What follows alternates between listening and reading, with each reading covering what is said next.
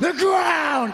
Wow यार, delivery देख रहे हो सेथ रॉलिंस की, मतलब मजा ही आ गया इस प्रोमो बैटल में। और भाई सीएम पंक ने तो साफ बोल दिया कि उसने डब्ल्यूडब्ल्यूई इसलिए छोड़ी थी क्योंकि उसको विंस मैकमैन पसंद नहीं था। भाई ये जो प्रोमो बैटल गया है ना सीएम पंक सेथ रॉलिंस के बीच में, मजा ही आ गया। This was a banger. पिछले कुछ समय में जो प्रोमोस की स्किल्स या प्रोमोस की क्वालिटी जो इंक्रीज करी है ना भाई ट्रिपल एच ने और कंपनी ने, वो भाई नेक्स्ट ही लेवल है। मजा आ रहा है, I am just loving it. और कुछ तगड़ी तगड़ी बातें भाई बोली है इन दोनों ने एक दूसरे के। आज मंडे नाइट रॉ में पूरे शो के बारे में बात करते हैं। सबसे पहले इस सेगमेंट के बारे में बात करते हैं क्योंकि ये तो भाई शो का स्टील था, मतलब शो स्टील कर दिया इन दोनों ने आज। सबसे पहले सेथ रॉलिंस आते हैं। सेथ रॉलिंस आकर अपना वही इंट्रोडक्शन वगैरह देते हैं कि welcome to Monday night Rollins, I am visionary revolutionary Seth freaking Rollins, वो सारी चीजें, वो इंट्रोडक्शन वगैरह जो करते हैं हर बार वो सब वो करते हैं। उसके बाद वो अपनी और सीएम पंक के मैच को एड्रेस करते हैं जो कि नेक्स्ट वीक नेटफ्लिक्स के प्रीमियर शो पे आने वाला है। और वो बताते हैं वहां पर कि किस तरीके से सीएम पंक ने जो है वो अपना बैक जो है वो फैंस पर टर्न कर ली थी, उसने डब्ल्यूडब्ल्यूई छोड़ दी थी और वो अपने बॉल्स लेकर जो है वो घर पर बैठ गया था। और उसके जवाब में फिर सीएम पंक का म्यूजिक हिट होता है। सीएम पंक आते हैं रिंग में। सीएम पंक बोलते हैं बॉल्स लेकर घर बैठ गया था, क्या तू ये सेम बात स्टोन कोल्ड के लिए भी बोलेगा जब उसने डब्ल्यूडब्ल्यूई छोड़ी थी? और हाँ, क्या तू बेकी लिंच द मैन के लिए भी ये बात बोलेगा? बेकी लिंच नहीं बोलते हैं वो, द मैन बोलते हैं। द मैन बेकी लिंच ही बुलाती है अपने आप को, तो बोलते हैं द मैन ने भी क्या अपने बॉल्स लेकर वो भी क्या घर पे बैठी हुई है? अब इसके जवाब में भाई सेथ रॉलिंस तगड़ा काउंटर मारते हैं। सेथ रॉलिंस बोलते हैं कि भाई देख, बेकी लिंच अपने घर पर अपने बच्चों का ध्यान रख रही है, वो चीज जिसके बारे में तुझे पता भी नहीं होगा। ये बात उन्होंने इसलिए बोली क्योंकि सीएम पंक के बच्चे नहीं है। तो तगड़ा काउंटर, मजा आ गया। उसके बाद फिर सीएम पंक उनकी इंजरीज के बारे में बात कर रहे होते हैं कि क्या तेरा ये वाला पार्ट ठीक है, क्या तेरा वो वाला पार्ट ठीक है। ऑफ कोर्स क्योंकि सेथ रॉलिंस पिछले कुछ समय में काफी इंजरीज वगैरह उनको ही है, तो सीएम पंक उनकी इंजरीज को ही टीज कर रहे होते हैं, क्या तेरा ये पार्ट ठीक है, वो ठीक है एंड ऑल। एंड फिर वो अपने वही चैंट्स वाले के बारे में भी बात कर रहे होते हैं कि भाई जो क्राउड है वो सीएम पंक करता रहा पिछले 7 सालों से, बल्कि तेरे ही शो में जहां पर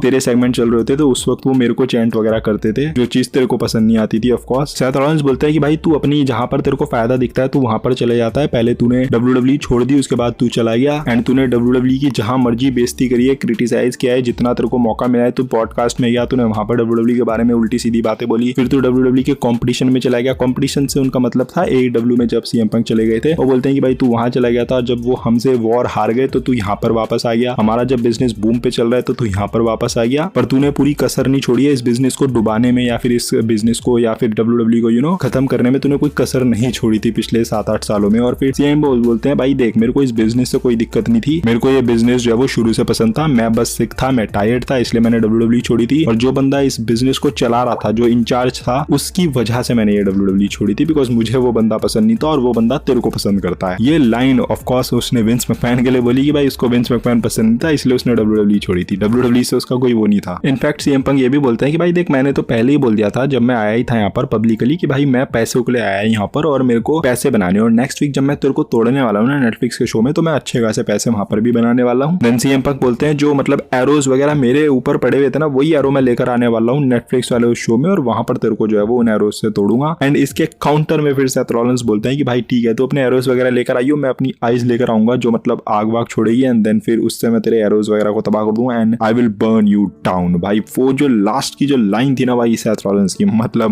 मजा ही आ गया है। और ये जो पूरा प्रोमो बैटल था दोनों के बीच में शुरू से लेकर एंड तक, ये कांट मिस था। एक एक लाइन ऐसी थी जो कि जबरदस्त थी, बहुत ही इंटेंस थी। दोनों ने दिखा दिया कि why they are two of the best in this business. And अब और ज्यादा इंटरेस्टिंग लग रही है ये स्टोरी लाइन क्योंकि इतनी बातें बोल दी है, इतनी गहरी गहरी बातें बोल दी है। तो जब नेटफ्लिक्स पर इनका मैच होगा तो नेक्स्ट लेवल वो मैच होगा। ऑफ कोर्स रेसलमेनिया वर्दी मैच है नेटफ्लिक्स पर वो, तो कांट मिस मैच वो होने वाला है। अब इससे हटकर शिफ्ट बाकी चीजों पर भी आ जाते हैं शो पे। हालांकि जैसे कि मैंने कहा भाई पूरा शो जो है वो इसी ने स्टील कर लिया इस सेगमेंट ने। बाकी के शो पर भी छोटी मोटी और चीजें हुई है, तो न्यू डेज आज हमें शो पर देखने को मिलते हैं। वही प्रोमो वगैरह कट करने के लिए वो आते हैं बट ऑडियंस उनको बोलने नहीं देती है, वही बू वगैरह वही जो पिछले कुछ हफ्तों से चल रही है चीजें। एंड देन उनको इंटरप्ट करने आ जाते हैं जेउसो आते हैं और जेउसो भी वही चीज बोलते हैं कि भाई न्यू डेज सक्स। एंड फिर जो है वो न्यू डेज वहां से चले जाती है। देन हमें स्क्रीन पर देखने को मिलते हैं सोलो सिकुआ एंड जो न्यू ब्लड लाइन है, और न्यू ब्लड लाइन बताती है भाई पिछले हफ्ते मैंने तेरे को तोड़ा था, सैमी ज़ेन मेरे से भिड़ा, सैमी ज़ेन को तोड़ दिया एंड ऑल। तो वो वही चीजें बोल रहे होते हैं और वो रोमन रेंस को भी तोड़ने वाले हैं, वही ट्राइबल चीफ होने वाले हैं, एक्नॉलेज वगैरह सब उनको करेंगे एंड ऑल। तो बेसिकली वो अपने मैच को हाइप कर रहे होते हैं रोमन रेंस के साथ जो नेक्स्ट वीक होने वाला है ट्राइबल कॉम्पैक्ट मैच। अब इसकी एडवांटेज ड्रू मैकिंटायर लेते हैं। ड्रू मैकिंटायर पीछे से आकर जो है वो जेउसो के ऊपर अटैक कर देते हैं, दोनों के पीछे ब्रॉल देखने को मिलती है, थोड़ा बहुत जेउसो को भी अच्छा मतलब दिखाया जाता है यहाँ पर। But at the and Drew McIntyre जो है वो एडवांटेज लेकर अपनी क्लेम और किक समहाउ लगा देते हैं और इस तरीके से इस सेगमेंट में ड्रू मैकिंटायर को स्टैंड ऑल कराया जाता है। और बैक स्टेज में अब इस मैच को ऑफिशियल भी उसके बाद कर दिया गया। नेक्स्ट वीक ये मैच भी अब ऑफिशियल हो चुका है। तो जो नेटफ्लिक्स का प्रीमियर शो आने वाला है भाई, पावर पैक्ड शो आने वाला है। मतलब एक तरफ जॉन सीना की रिटर्न हमें देखने को मिलेगी, उनका रिटायरमेंट टूर वहां से शुरू होने वाला है। और जो मैचेस है भाई मतलब लिव मॉर्गन, रिया रिप्ली भिड़ने वाली है, उधर रोमन रेंस और solo Sikoa tribal compact match में देखने को मिलेंगे। सीएम पंक सेथ रॉलिंस का मैच होने वाला है और अब ये जे ऊसो और ड्रू मैकइंटायर का मैच भी ऑफिशियल हो चुका है। तो बहुत ही तगड़ी रॉ आने वाली है नेक्स्ट वीक नेटफ्लिक्स के प्रीमियर शो पर। और प्रीमियर शो पर एक और इंटरेस्टिंग चीज भी होने वाली है, क्योंकि बैक स्टेज में हमने देखा कि जो न्यू डेज के दो बंदे हैं एक्सेवियर वुड और कोफी किंगस्टन, ये फेस करने वाले हैं रे मिस्टीरियो और उनके मिस्ट्री पार्टनर को। और रूमर ये बताई जा रही है कि जो उनके मिस्ट्री पार्टनर होने वाले हैं वो कोई और नहीं बल्कि जो टीजेस पिछले कुछ समय से हमें देखने को मिल रही है शो पर, वो होने वाले हैं AEW के फॉर्मर स्टार एल0 या जो भी इनका नाम। ये हमें कल जो है वो मतलब नॉट कल, अगले जो वीक का शो आने वाला है उस मैच में रे मिस्टीरियो के मिस्ट्री पार्टनर बनकर आने वाले हैं। तो देखते हैं इनका डेब्यू भी कैसे जाता है। तो एक और ऐसी चीज है जो कि हाइप कर रही है हमें शो के लिए। बाकी अगर कोडी रोड्स और केविन ओवेंस का जो लैडर मैच है अगर वो भी इस शो पर हो जाता तो फिर तो मतलब अलग ही मजा आ जाता। खैर मे बी वो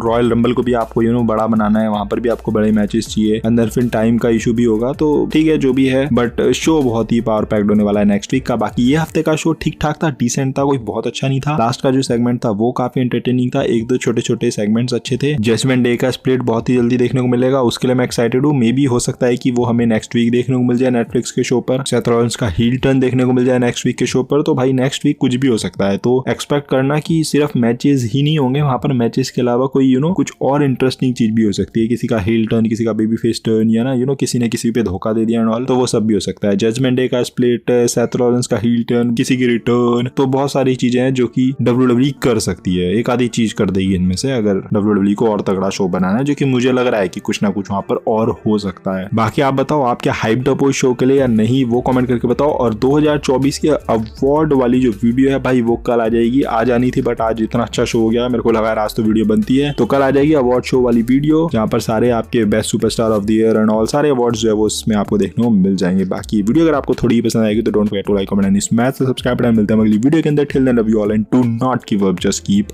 फाइटिंग।